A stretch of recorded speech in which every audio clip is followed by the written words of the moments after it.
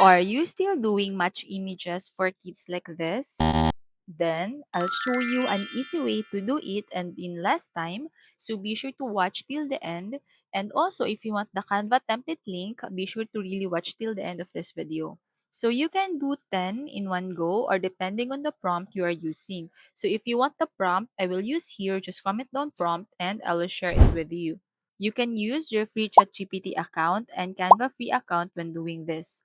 But since there's really a cons when using a free account, you can only generate limited images on ChatGPT, so it's better to use it correctly or make your prompt better the first try. So let's start. First, go to your ChatGPT account, click on this create an image, and add your own prompt, or this one. Then, click this button and wait for a couple of seconds. And there you go. Again, you can freely put what design you want, how many in one go, the theme, etc.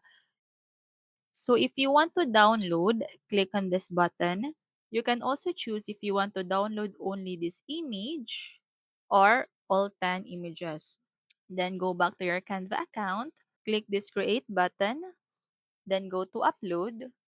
Just upload one of your generated images. Then click edit image. Then click Done and click Create Design. From here, you can upload, drag, and drop all the images you generated. So if there are some parts that you don't like, you can generate again. So let's do a last try to make this even better.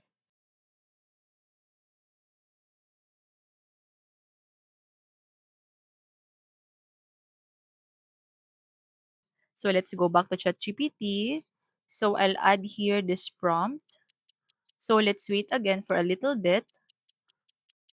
And there you go. So let's download this all.